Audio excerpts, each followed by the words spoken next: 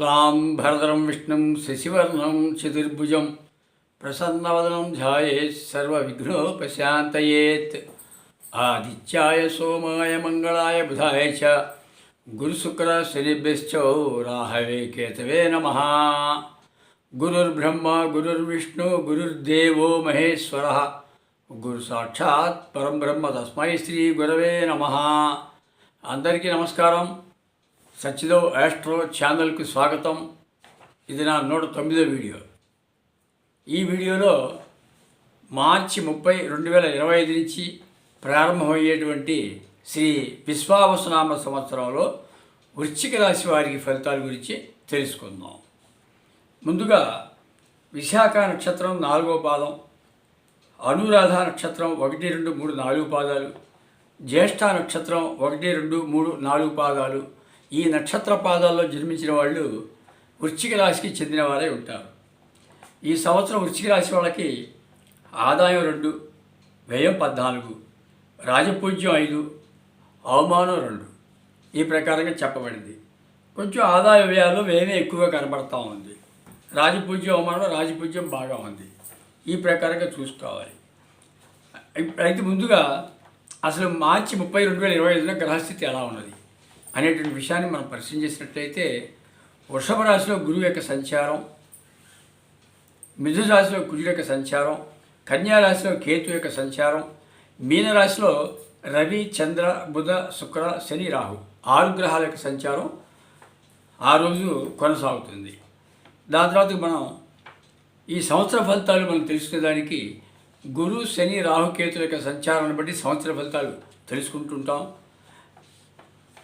అందువల్ల ముందుగా ఈ గురువు ఈ విశ్వావసునామ సంవత్సరంలో ఏ ఏ సమయాల్లో ఏ ఏ రాశుల్లో సంచారం చేస్తున్నాడు అనేటువంటి విషయాన్ని మనం పరిశీలన చేసినట్లయితే, గురువు 33, 2025 నుంచి 15, 5, 2025 వరకు వృషభ రాశిలో 7వ ఇంట్లో సంచారం చేస్తున్నాడు వృశ్చిక రాశి వాళ్ళకి.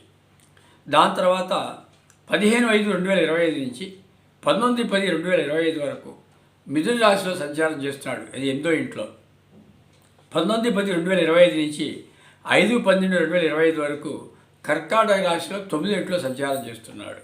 మళ్ళీ తిరిగి 5, 12, 2025 నుంచి 19, 3, 2026 వరకు తిరిగి మిథున రాశిలో 8వ ఇంట్లో సంచారం చేస్తున్నాడు. ఈ ప్రకారంగా గురువు ఈ విశ్వావసునామ సంవత్సరంలో 3 రాశుల్లో, అంటే వృషభం, మిథునం, కర్కాటకం 3 రాశుల్లో సంచారం చేస్తున్నాడు. కాబట్టి ఈ గురువు సంచారం వల్ల ఈ వృశ్చిక రాశి వాళ్ళకి ఎవరికైనా కానివ్వండి, ఈ గురువు సంచారం 3 రాశుల్లో జరుగుతుంది. కాబట్టి ఆ 3 రాశుల్లో సంచారం చేసేటువంటి సమయాన్ని బట్టి మనం ఫలితాలు చెప్పుకోవాల్సి ఉంటుంది.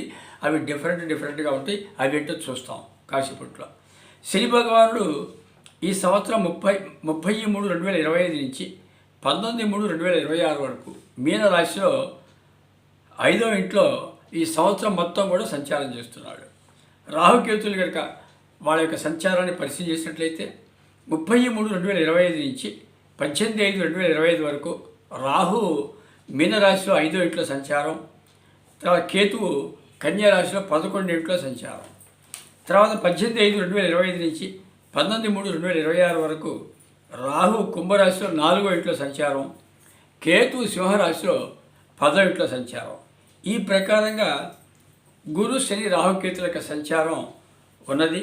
తర్వాత ఈ గురు, రాహుకేతులు ఈ రాశిలో సంచారం చేసేటప్పుడు ఎటువంటి ఫలితాలను ఇస్తారు అనేటువంటి విషయాన్ని మనం శ్లోక రూపకంగా మనం తెలుసుకుందాం. ఈ శ్లోకాన్ని మనం పరిశీలన చేసినట్లయితే ఈ గురువు యొక్క శ్లోకం ఈ ప్రకారంగా చెప్పబడింది. దేశత్యాగం, విత్తలాభం, అనర్థం, ధననాశనం, సంపదం, క్లేశం, ఆరోగ్యం, ధనహాని, ధనాగమం, పీడనం, లాభనష్టంచ క్రమేణ కురితే గృహు. ఈ శ్లోకం ఆధారంగా వరుసగా మనం చూసుకున్నట్లయితే గురువు 2, 5, 7, 9, 11 ఈ రాశుల సంచారం చేసేటప్పుడు శుభ ఫలితాన్ని ఇస్తాడు అని చెప్పడం జరిగింది. ఇప్పుడు శని యొక్క శ్లోకాన్ని చూద్దాం. శని యొక్క శ్లోకం ఈ ప్రకారంగా ఉంది. విపత్తి, హానిం, సంపత్తిం, కుక్షిరోగం, సుతక్షయం, లక్ష్మీకరం, మహాదైన్యం, మరణం, దేహశోషణం, బంధనం, లాభనష్టంచ క్రమేణ కురితే శని. ఈ శ్లోకం ఆధారంగా శని భగవానుడు 3, 6, 11 రాశుల్లో సంచారం చేసినప్పుడు మాత్రమే శుభ ఫలితాలు ఇస్తాడు జన్మరాశి నుంచి.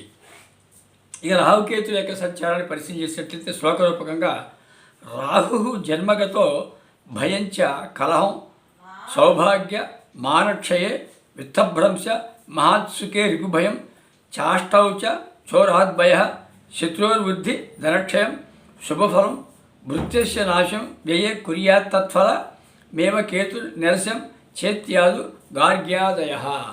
ఈ శ్లోకం ఆధారంగా రాహుకేతులు జన్మరాశి నుంచి 3, 6, 11 స్థానాల్లో సంచారం చేసినప్పుడు మాత్రమే శుభ ఫలితాన్ని కలగజేస్తున్నారు. ఇప్పుడు ముందుగా ఇంకొక విషయాన్ని మనం తెలుసుకుందాం. సాధారణ ఇవన్నీ కూడా మనం గోచారరీత్యా రాశుల యొక్క ఫలితాన్ని మనం తెలుసుకుంటున్నాం. ఈ గోచారరీత్యా రాశుల యొక్క ఫలితాలు వ్యక్తికి జీవితంలో 25% అనుభవంలోకి వస్తాయి. వ్యక్తిగత జాతకాలు ఆధారంగా దశ అంతర్దశలను బట్టి 75% అనుభవంలోకి వస్తాయి. అయితే వ్యక్తిగత జాతకాలు వచ్చేసి ఆ వ్యక్తి వరకే పరిమితం. ఈ గోచారరీత్యా మనం జన్మరాశి నుంచి చెప్పుకునేటువంటి ఫలితాలు ఈ వృశ్చిక రాశి వాళ్ళకి ప్రపంచవ్యాప్తంగా వృశ్చిక రాశికి ఎంతమంది అయితే చెందిన వారు ఉంటారో వాళ్ళందరికీ కూడా ఈ ఫలితాలు అమల్లోకి వస్తాయి. మరి దాదాపు ప్రపంచవ్యాప్తంగా చూసుకున్నట్టయితే 700 కోట్ల మంది జనాభా ఉన్నారు. దాంట్లో దాదాపు ఒక 100 కోట్లు ఉండొచ్చు సుమారుగా. ఆ 100 కోట్ల మందికి కూడా ఈ రాశి ప్రకారం ఫలితాలు అన్వయించుకోవడానికి అవకాశం ఉంది. సరే, ముందుగా గురువు యొక్క సంచారాన్ని బట్టి ఫలితాలు ఎలా ఉన్నాయి అనేటువంటి విషయాన్ని మనం పరిశీలన చేసినట్లయితే 30/3/2025 నుంచి 15/5/2025 వరకు గురువు వృషభ రాశిలో 7వ ఇంట్లో సంచారం చేస్తూ గౌరవం, కార్యసిద్ధి, ఆరోగ్యం, రాజ్యదర్శనం, సన్మానం, పలుకుబడి, శరీర సుఖప్రాప్తి, ఇష్టకార్యసిద్ధి, చేసే పనుల్లో కలిసి రావడంతో పాటు వివాహాది శుభకార్యములు జరిగేటువంటి మొదలైన శుభ ఫలితాల్ని కలగజేస్తున్నాడు. ఇది 45 రోజులు ఉంటుంది. దాని తర్వాత 15/5/2025 నుంచి 19/10/2025 వరకు మిథున రాశిలో 8వ ఇంట్లో సంచారంలో రోగం, రుష్టు, భయం, తలచని ఆపదలు, గృహ విషాదం, అగ్ని, చోర, రాజభయం, హాని, కోపం, దుస్థితి లాంటి అశుభ ఫలితాన్ని కలగజేస్తున్నాడు. దాని తర్వాత 19/10/2025 నుంచి 5/12/2025 వరకు కర్కాటక రాశిలో 9వ ఇంట్లో సంచారంలో సర్వస్వలాభం, సర్వసౌఖ్యం, మృష్టాన్న భోజనం, కులాచార వృత్తి, రాణింపు, లాటరీలు అనుకూలించడం, స్పెక్యులేషన్ల ధనాదాయం, స్త్రీ సౌఖ్యంతో పాటు వివాహాది కార్యక్రమాలు జరగడం లాంటివి మొదలైన శుభ ఫలితాన్ని కలగజేస్తున్నాడు. ఇది 46 రోజులు ఉంటుంది. 5/12/2025 నుంచి 19/3/2026 వరకు తిరిగి మిథున రాశిలో 8వ ఇంటి సంచారంలో ఇంతకుముందు మనం చెప్పుకున్నాం. మిథున రాశి సంచారంలో ఫలితాలు అశుభ ఫలితాలే చెప్పుకున్నాం. రోగం, రుష్టు, భయం, తలచని ఆపదలు, గృహ విషాదం, అగ్ని, చోర, రాజభయం, హాని, కోపం, దుస్థితి ఇట్లాంటి అశుభ ఫలితాలని కలగజేస్తున్నాడు.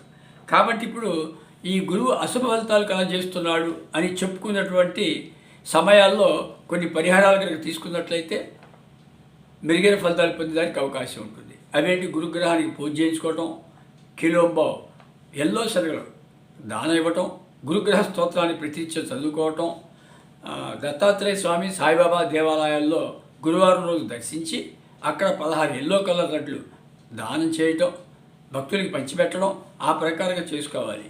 అంతేకాకుండా ఈ నర్సాపేట దగ్గర కోటప్పకొండ క్షేత్రం ఉంది. అక్కడ దక్షిణామూర్తిగా వెలిసినటువంటి శివరూపం ఉంది. అక్కడ ఆ శివరూపానికి అభిషేకం కనుక చేసుకున్నట్లయితే ఈ మరింత మెరుగైనటువంటి ఫలితాలు పొందేదానికి అవకాశం ఉంటుంది. అంతేకాకుండా గురువారం రోజు ఆవుకి నానబెట్టిన శనగలు లేకపోతే శనగపొట్టు అవి కూడా ఆహారంగా తినిపించడం వల్ల కూడా పరిహారమై మెరుగైన ఫలితాలు పొందడానికి అవకాశం ఉంటుంది. ఇప్పుడు ఇక శని యొక్క సంచారాన్ని బట్టి ఫలితాలు ఎలా ఉంటాయో చూద్దాం. శని భగవానుడు మార్చి 30, 2025 నుంచి 19/3/2026 వరకు ఈ సంవత్సరం మొత్తం కూడా మీనరాశిలో 5వ ఇంట్లో సంచారం చేస్తున్నాడు. ఈ సంచారంలో జ్ఞాతి కలహం, మనస్తాపం, పనులు నెరవేరకపోవటం, హీనజాతి స్త్రీతో సంపర్కం ద్వారా సంతాపం కలగటం, ఇట్లాంటి మొదలైన అశుభ ఫలితాన్ని కలగజేస్తున్నాడు. కాబట్టి ఈ సంవత్సరం మొత్తం కూడా శని భగవాన్ని పరిహారం తీసుకోవడం ద్వారా కొంత మెరుగైన ఫలితాలు పొందడానికి అవకాశం ఉంది. శనిగ్రహానికి పూజ చేయించి నల్ల నువ్వులు దానం ఇవ్వటం, తైలాభిషేకం చేయటం, శనిగ్రహ స్తోత్రాన్ని ప్రతినిత్యం కూడా పఠించుకోవటం. శని క్షేత్రాలు ఉన్నాయి. గోదావరి జిల్లాలో మందపల్లి, పాండిచేరి దగ్గర తిరునల్ల, అట్లాగే విజయవాడ కృష్ణానది ఒడ్డున శని క్షేత్రం ఉంది. ఇటువంటి క్షేత్రాలు దర్శనం చేసుకొని అక్కడ అర్చన చేయించుకోవటం, దాని తర్వాత బీద వాళ్ళకి, ముసలి వాళ్ళకి చేయూతనివ్వటం, వాళ్ళకి ఆర్థిక సహాయం చేయడం, ఇట్లాంటి పనులు కనుక చేసినట్లయితే శని యొక్క అనుగ్రహం కలిగి మెరుగైన ఫలితాలు పొందడానికి అవకాశం ఉంటుంది. ఇక రాహుకేతుల యొక్క సంచారాన్ని బట్టి చూసినట్లయితే 30/3/2025 నుంచి 18/5/2025 వరకు రాహు 5 వెంట సర్వనాశనం, 11 వెంట ధనలాభం, ధాన్యలాభం ఇట్లాంటివి కలగజేస్తున్నాడు. ఈ కేతు 11 ఇంట్లో శుభ ఫలితాలు 45 రోజులు కలగజేస్తాడు. తర్వాత 18/5/2025 నుంచి 19/3/2026 వరకు రాహు 4 వెంట రోగం, శరీర భయాన్ని కలగజేస్తున్నాడు. కేతు 10 వెంట శత్రువృద్ధి, అస్థిమితం ఇట్లాంటి ఫలితాలని కలగజేస్తున్నాడు. ఇవి ఈ విశ్వావస సంవత్సరంలో గురు, శని, రాహు, కేతుల యొక్క సంచారాన్ని బట్టి మనం చెప్పుకున్నటువంటి ఫలితాలు. ఇవి సంవత్సర ఫలితాలు చెప్పుకునేటప్పుడు ఈ 4 గ్రహాల యొక్క సంచారాన్ని బట్టి చెప్పుకుంటాం. అయితే మిగతా గ్రహాలు ఉన్నాయి, రవిచంద్ర, కుజ, బుధ, శుక్ర. మరి ఈ గ్రహాలు నెలకి ఒక 5 రోజులు 10 రోజులు ఇంచుమించు మారిపోతూ ఉంటాయి. కాబట్టి అవన్నీ కూడా మాస ఫలితాలు చెప్పుకున్నప్పుడు దానికి ప్రాధాన్యత ఇస్తాం. కాబట్టి అసలు అవి కూడా ఆ గ్రహాలు ఏ స్థానాల్లో ఉంటే శుభఫలితాలు ఇస్తాయి అనే విషయాన్ని క్లుప్తంగా 2 మాటలు మనం చెప్పుకుంటే మీరు అటు సంవత్సర ఫలితాలు, ఇటు మాస ఫలితాలు, ఏ గ్రహాలు ఏ సమయాల్లో ఏ స్థానాల్లో ఉంటే శుభఫలితాలు కలగజేస్తున్నాయి మీరు అర్థం చేసుకొని దాన్ని బట్టి వాటికి సంబంధించిన పరిహారాలు కనుక తీసుకుంటున్నట్లయితే సంవత్సరం మొత్తం కూడా మెరుగైన ఫలితాలు పొందడానికి అవకాశం ఉంటుంది. ఇప్పుడు ఈ రవి గోచారరీత్యా సంచారం చేసేటప్పుడు 3, 6, 10, 11 ఈ స్థానాల్లో సంచారం చేసేటప్పుడు శుభ ఫలితాన్ని ఇస్తాడు. చంద్రుడు 1, 3, 6, 7, 10, 11 ఈ స్థానాల్లో సంచారం చేసేటప్పుడు చంద్రుడు శుభ ఫలితాన్ని ఇస్తాడు. అయితే రవి వచ్చేసి 4 రోజులకి మారిపోతుంటాడు, చంద్రుడు వచ్చేసి 2.5 రోజులకే మారిపోతుంటాడు. దాని తర్వాత కుజుడు 3, 6, 11 ఈ స్థానాల్లో సంచారం చేసేటప్పుడు శుభ ఫలితాన్ని ఇస్తాడు. 45 రోజులకు ఒకసారి కుజుడు రాశి మారిపోతుంటాడు. బుధుడు 2, 4, 6, 8, 10, 11 ఈ స్థానాల్లో జన్మరాశి నుంచి సంచారం చేసేటప్పుడు ఈ బుధుడు శుభ ఫలితాన్ని ఇస్తాడు. ఈ బుధుడు వచ్చేసి 20-25 రోజులకే రాశి మారిపోతుంటాడు. అట్లాగే శుక్రుడు వచ్చేసి 1, 2, 3, 4, 5, 8, 11, 12 ఈ స్థానాల్లో సంచారం చేసేటప్పుడు జన్మరాశి నుంచి శుభ ఫలితాన్ని ఇస్తాడు. అది ఈ ప్రకారంగా మొత్తం ఈ గోచారరీత్యా మన నవగ్రహాలు మొత్తం కూడా ఏ రాశిలో సంచారం చేసేటప్పుడు శుభ ఫలితాలు కలగజేస్తాయి. అన్ని విషయాలు పరిహారాలతో సహా చెప్పుకున్నాం. ఆ ప్రకారంగా సరైన సమయాల్లో సరైన పరిహారాలు ఆచరించి అందరూ కూడా మెరుగైన ఫలితాలు పొందవలసిందిగా నేను తెలియజేస్తాను. సర్వే జనాలు సుఖినో భవంతు. ఇంకా నెక్స్ట్ వీడియోలో ఈ ధనుస్సు రాశి గురించి సంవత్సర ఫలితాలు తెలుసుకునేందుకు మీ ముందు ఉంటాను త్వరలో. అందరికీ ధన్యవాదములు. స్వస్తి.